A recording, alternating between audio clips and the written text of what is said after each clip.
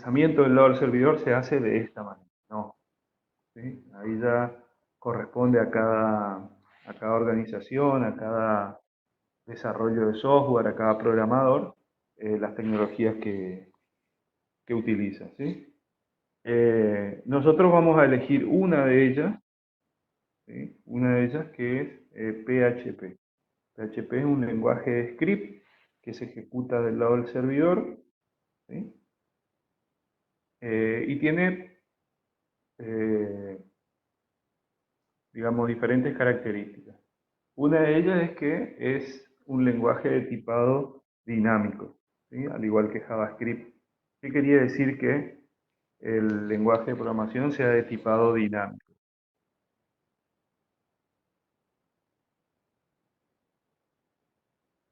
acuerdo?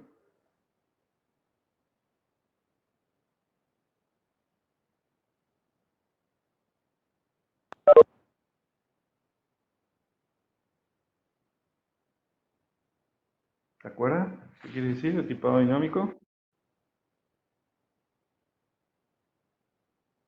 Básicamente se refiere al tiempo en la ejecución que tiene el código, profe. Ajá. El tiempo de ejecución, ¿cómo? O No entiendo. el tiempo en que se ejecutan los métodos del programa o del código. Ujú. Cuando decimos tipado, tipado de qué estamos hablando? Serían los tipos de datos. Exacto, claro, los tipos de datos, ¿sí? Exacto. Si no es dinámico, o sea, si no es estricto, es dinámico, ¿sí? Es decir que si es dinámico, exacto, cambia durante la ejecución del código. En realidad no debería, ¿sí? Una variable puede tomar valores de distintos tipos. Exacto, muy bien. Una variable puede tomar valores de distintos tipos. Exacto. Es decir, como decía Majeski, no es estricto. Yo no, cuando declaro una variable, ¿sí? O cuando utilizo una variable, no defino el tipo de datos que va a alojar esa variable. En otros lenguajes de programación, cuando yo declaro una variable, ¿sí? En un lenguaje de tipado estático o estricto, como dice Majeski, cuando yo declaro una variable y le asigno y digo que esa variable va a ser de tipo numérico, yo a esa variable durante la ejecución del programa no le puedo asignar otro valor que no sea un valor numérico, ¿sí? Les pasa a ustedes, les pasará seguramente con los tipos números del PCI, ¿no es cierto?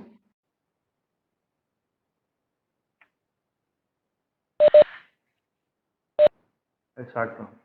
¿Sí? Entonces, cuando ustedes declaran una variable que es de tipo numérico, no le pueden asignar una letra, por supongamos, ¿no?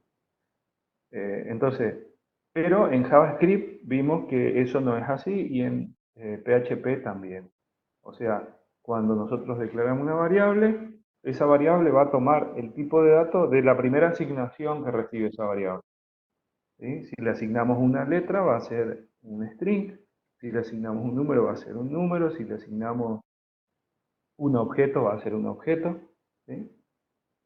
Pero eso no quita que se pueda modificar durante la ejecución del programa. O sea, yo en la siguiente línea, si le asigné un string y luego le asigno un número, automáticamente, de manera dinámica, el tipo de datos de esa variable cambia, ¿sí? A eso se refiere con tipado dinámico. Entonces, es una característica que nosotros ya conocemos y que PHP también la implementa, ¿sí? PHP es un lenguaje de script muy sencillo, muy simple, es fácil de programar, acepta diferentes tipos de paradigmas, el paradigma procedural, el paradigma orientado a objetos, funcional, etc. Y por ende también al ser tan flexible, conlleva a que, digamos, los programadores podamos hacer muchas cosas y eso a veces es perjudicial para, para el desarrollo, ¿sí? El desarrollo de los programas. Al no tener una estructura ya preestablecida para elaborar un programa, una aplicación, bueno, existe la libertad y la diversidad y van a encontrar muchísimos, muchísimas estructuras de código o arquitecturas de código desarrolladas en PHP. Algunas mejores, otras peores, etcétera, pero digamos, da esa flexibilidad. Casi todo lo que uno programa en PHP funciona, ¿sí? A veces funciona mal y uno no se da cuenta y también, digamos, funciona, ¿sí? Entonces hay que tener cuidado en esas cuestiones, ¿eh? Y ser un prolijo sobre todo. Buscar, digamos, algún tipo de estructura, de convención que nos permita desarrollar programas de calidad, digamos, que después se puedan mantener, que sean legibles, que sean entendibles, ¿sí? Y sobre todo que funcionen de una manera correcta. ¿Está? ¿Cómo funciona PHP? PHP funciona en el servidor. Entonces, nosotros, como veníamos ejecutando nuestros desarrollos, ya no va a ser posible, ¿no? Ya no va a ser posible porque eh, nosotros utilizábamos el live server y ese live server era un servidor que corría en nuestra máquina y solamente podía procesar, digamos, los recursos JavaScript, CSS y HTML. Ahora nosotros necesitamos la otra parte de nuestra aplicación que se ejecuta del lado del servidor. Por ende, vamos a utilizar un servidor web. Nosotros habíamos instalado un servidor web. ¿Se acuerdan cuál era? No, el SAM no. Ah, está bien, ahora sí. El SAM es el conjunto, digamos, de, de programas que son necesarias o que sirven para montar, podríamos decir, un servidor web. En realidad nosotros si quisiéramos solamente un servidor web, tendríamos que instalar Apache y nada más, ¿sí? Pero ¿qué pasa? Si quisiéramos conectarnos a una base de datos, necesitamos una base de datos, ¿sí? Entonces, por eso SAM ya viene con MySQL o MariaDB, como le llaman, ¿sí? Viene con una base de datos, que no es el servidor web propiamente dicho, pero es una aplicación que me permite realizar la persistencia de datos, ¿sí? Exacto. Ahora, generalmente también se necesita un lenguaje de script del lado del servidor. Y al instalar SAM, nosotros automáticamente tenemos disponible un módulo PHP o de lenguaje de programación del lado del servidor que SAM lo incorpora y que es PHP, ¿sí? Quizás existen otros lenguajes, pero ya tendríamos que por ahí descargar ya no SAM, sino otra herramienta, ¿sí? Y SAM también tiene otro lenguaje de script, que yo no lo conozco, pero es la segunda P de SAMP, que es Perl, ¿sí? También otro lenguaje que SAMP puede, que ya incorpora, digamos, con los servicios de servidor web. ¿Está? Bien. Entonces tenemos nuestro servidor web que administra un directorio público. ¿Sí? ¿Cuál es ese directorio público que administra el servidor web?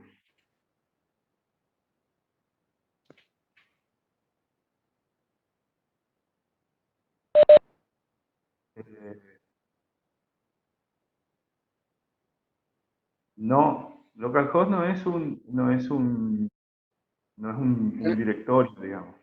En el Una directorio htdocs. htdocs, exactamente. htdocs, ¿eh? A ver, tengan en cuenta que en nuestro caso nuestra computadora, nuestra computadora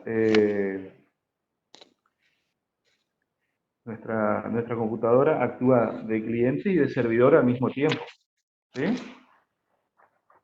Actúa de cliente y servidor al mismo tiempo. En general, todos los servidores web, todas las aplicaciones de servidor web, sea Apache o otro, ¿sí? Nginx o lo que sea, administra un directorio público. Como dice Joel, está el directorio www para WAMP, ¿sí?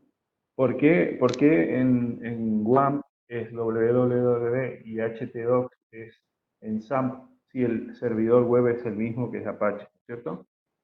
Bueno, porque justamente eso se puede configurar, es configurable. Todas las opciones del servidor web son configurables. ¿Ah?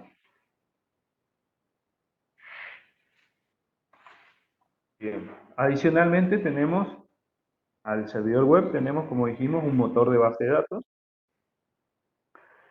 que SAMP el que trae por defecto es MySQL, ¿sí? Y un lenguaje de script, en este caso PHP, ¿sí? Entonces tenemos el servidor web, PHP y la base de datos MySQL. Eso se ejecuta del lado del servidor. Todo eso está corriendo en el servidor, ¿sí? Y los recursos de nuestra aplicación web que los va a mostrar el navegador también están en el servidor. La diferencia está en que el servidor web esos recursos no los procesa, solamente va a procesar aquellos recursos que él conoce. En este caso, los scripts PHP, ¿sí? Si tuviéramos código PER, también lo ejecutaría, digamos, ¿eh? Y todo lo que sea tecnología del lado del cliente no lo toca y directamente lo envía al navegador para que el navegador se encargue de procesar, ¿sí? Entonces, con PHP nosotros lo que vamos a hacer es tratar de generar de manera dinámica recursos que luego el navegador lo pueda procesar, ¿sí? No sé si se entiende esa cuestión, ¿sí? ¿Qué pasa? Si yo tengo un recurso HTML en el servidor y el cliente solicita ese recurso HTML, supongamos que yo tengo una página HTML que muestra el nombre de usuario, ¿sí? El nombre de usuario. Si eso estuviera en una página HTML, el nombre de usuario estaría fijo, ¿sí? Estaría fijo. Ahora, yo necesito que ante cada petición de ese archivo HTML, ese recurso HTML, el recurso HTML se genere con el nombre del usuario que me está pidiendo ese recurso, ¿sí? Entonces yo tengo que tener algún mecanismo interno dentro del servidor web para que esa porción del recurso HTML se genere de manera dinámica, ¿sí? De manera se genere ese contenido de manera dinámica. Y al ser un procesamiento que está en el servidor, eso lo voy a hacer con PHP, ¿sí? Existe otra técnica también que es posible hacerlo, digamos, del lado del cliente, ¿sí? Eso lo vamos a ver después. Pero en principio, yo podría hacer esa modificación en el servidor, tomando los datos del cliente que me solicita el recurso, genero el HTML, pongo el nombre de usuario y devuelvo al cliente. El cliente va a ver en la pantalla el HTML, digamos, pero con el nombre de usuario que corresponde a la petición, ¿sí? Entonces yo no tengo que estar generando un recurso para cada situación posible, sino que con un solo recurso que se genera, cuyo contenido se genera dinámicamente, yo puedo dar respuesta a diferentes situaciones, ¿sí? Entonces PHP me va a permitir a mí generar dinámicamente contenido que luego se va a enviar al cliente para que sea mostrado en el navegador. ¿Se entiende? Exactamente, exactamente. El cliente lo que recibe al finalizar es eh, código HTML, CSS y JavaScript, porque el navegador no comprende otra cosa, ¿sí? De hecho, el servidor solamente va a procesar también cosas que conoce, ¿sí? Si el servidor web no tiene instalado un módulo PHP y nosotros incluimos, ¿sí?, en nuestro recurso código PHP, si el servidor no lo entiende, lo va a dejar así como está y se lo va a pasar al navegador. ¿Entiendes? ¿Cómo hace el proceso el servidor web? El servidor web toma el código PHP que existe, digamos, en un recurso. Ahora vamos a ver los ejemplos, ¿sí? Ahora estamos hablando por ahí un poco en el aire, pero cuando vean el ejemplo van a ver que no es nada complicado. Entonces, ¿qué hace el servidor web cuando encuentra código PHP que él sabe, que él conoce, que él puede interpretar? Saca esa porción de código PHP, la ejecuta, ¿sí?, y el resultado de esa ejecución la coloca donde estaba originalmente el código PHP. ¿Se entiende? Y eso es lo que envía al cliente. Entonces el procesamiento de un código PHP debería dar como resultado código HTML que luego se va a enviar al cliente para que sea interpretado, ¿sí? En este caso puede ser código HTML o otro código también, ¿sí? Pero en principio hablemos de HTML solamente, ¿sí? Entonces, el servidor va a leer el recurso. Para que el servidor pueda procesar el recurso como PHP, el recurso tiene que tener una extensión particular, y esa extensión es PHP, ¿sí? Si el recurso tiene extensión PHP, va a empezar a leer de arriba a abajo, ¿sí? Eh, existen delimitadores para código PHP, yo puedo intercambiar código PHP con código HTML, etcétera, ¿sí? Y lo que va a hacer es, va a leer de arriba a abajo. Cuando encuentre código delimitado, código PHP delimitado, va a extraer esa porción de ese código, lo va a ejecutar y el resultado de esa ejecución lo va a poner donde originalmente estaba el código o las etiquetas de apertura y cierre de código PHP. ¿Entiendes? Y luego va a seguir leyendo. ¿Está?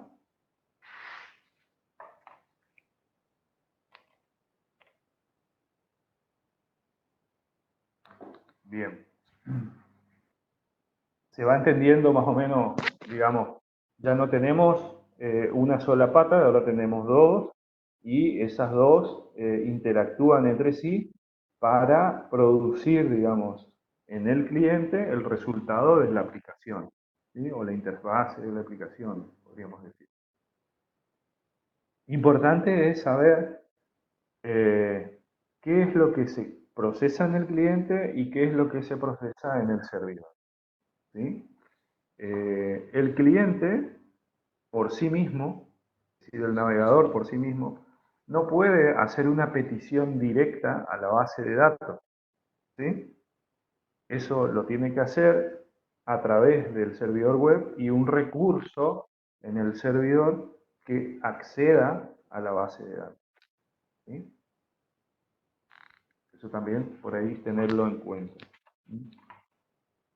A ver, vamos a ver si podemos compartir algo por acá.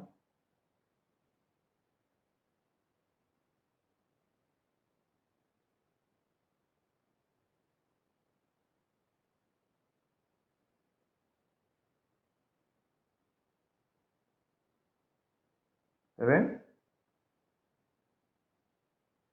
Sí. Bien. Entonces, aquí vemos, ¿sí?, esta imagen que no sé si les mostré en un principio. Habíamos visto esta página, esta imagen, perdón, donde tenemos los dos elementos, el cliente, el servidor, ¿sí? Lo representamos con un gabinete al servidor. En realidad es un programa, ¿sí? Programa, un servidor web del Apache, ¿no?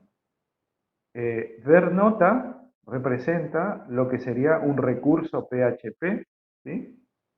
Y la base de datos sería nuestro MySQL. A través del protocolo HTTP, el cliente realiza una petición al servidor, ¿sí? Si el nombre de ese recurso es, supongamos, vernota.php,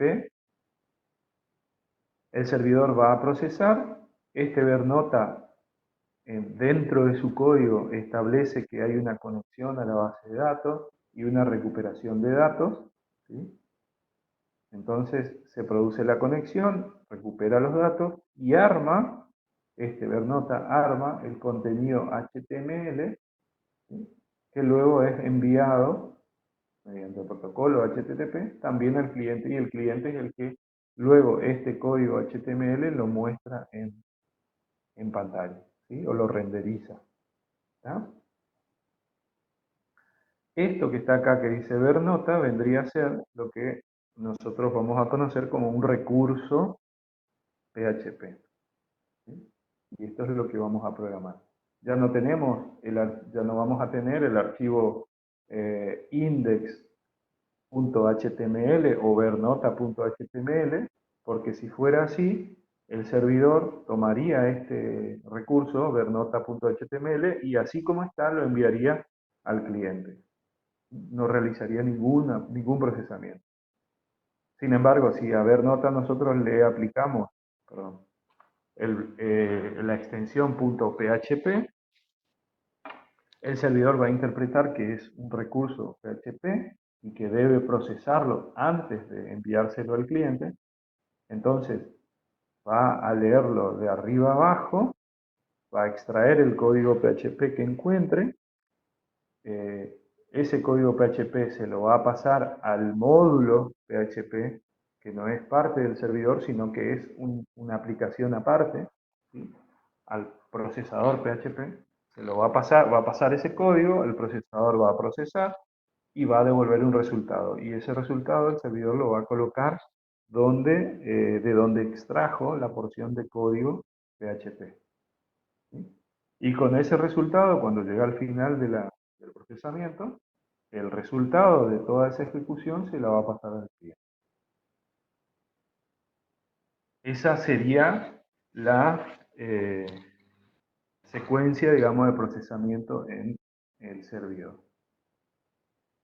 Previo al procesamiento, el cliente va a realizar una solicitud, ¿sí? El cliente va a realizar una solicitud al servidor, donde va a especificar el nombre del recurso, en este caso vernota, .php, y eventualmente puede pasarle datos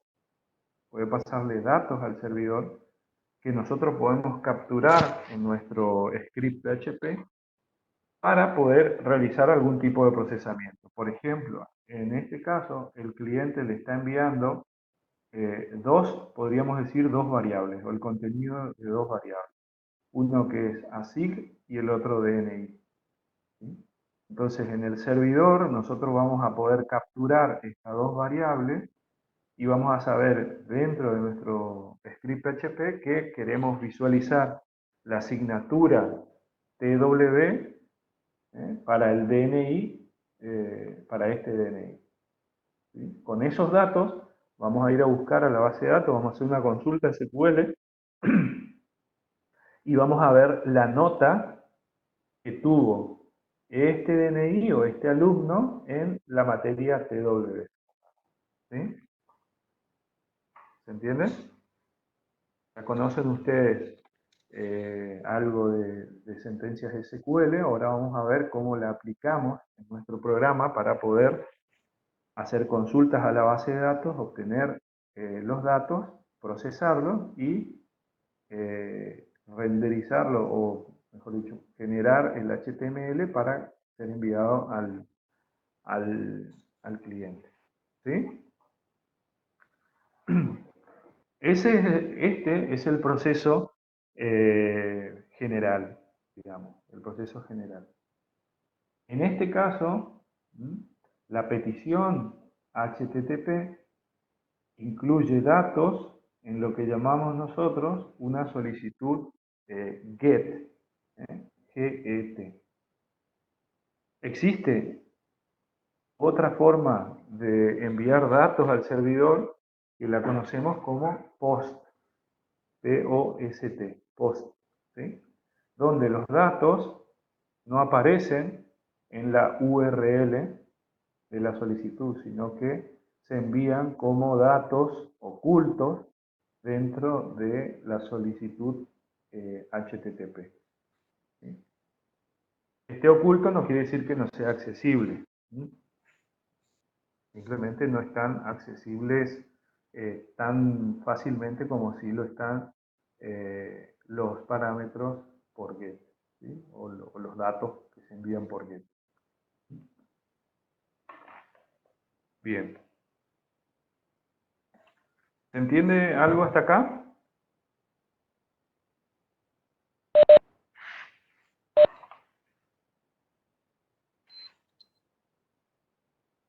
Bien.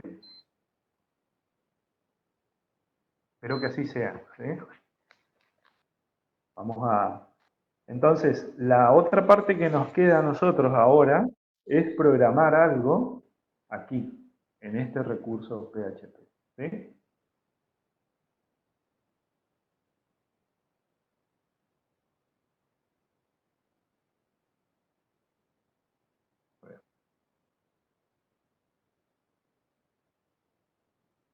Eh,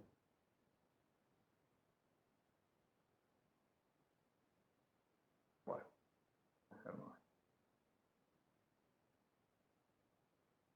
vamos a ver si podemos ver esta animación de cómo permitir contenido bloqueado.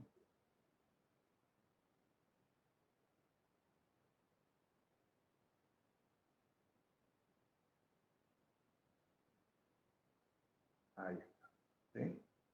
Bueno, esta animación lo que hace es simular una solicitud de un cliente a un servidor. ¿Mm? Y cómo se realiza ese paso por las redes y por los protocolos de red. Ustedes no tienen una materia de redes, pero por ahí al que le interesa puede entrar en detalle de cómo se realiza esa comunicación entre el cliente y el servidor, cómo es posible que una computadora se comunique con un servidor que es otra computadora, ¿sí? Le solicite un recurso y ese recurso sea devuelto a la computadora y esa computadora pueda visualizar. ¿Sí? Nosotros estamos acostumbrados a escribir en la barra de dirección del navegador www.google.com, plum, enter y ya mágicamente aparece, ¿no? Eh, la página de inicio de Google, si es que tengo conexión, obviamente, no como yo, pero bueno, por detrás existe todo un conjunto de reglas, de protocolos y de equipos, ¿sí? Que permiten justamente esa comunicación y ese transporte de datos, ¿sí? Y en el medio pueden haber diferentes tipos de dispositivos, ¿sí? Es muy apasionante este tema de las redes, pero nosotros, digamos, no somos técnicos, no vamos a ser técnicos en redes, sino desarrolladores, y muchas veces nos abstraemos de estas cuestiones para realizar los programas. Imagínense si tuviéramos que tener en cuenta todos los detalles de la comunicación entre el cliente y el servidor para realizar la programación. Sería ya demasiado, ¿no? Pero es importante por ahí conocer y saber que en las tecnologías web no existen no es, digamos, una línea recta entre el cliente y el servidor y que no pasa nada en el medio, ¿sí? Y que el cliente, lo que envía el cliente es exactamente lo que recibe el servidor. En el medio están todas estas capas del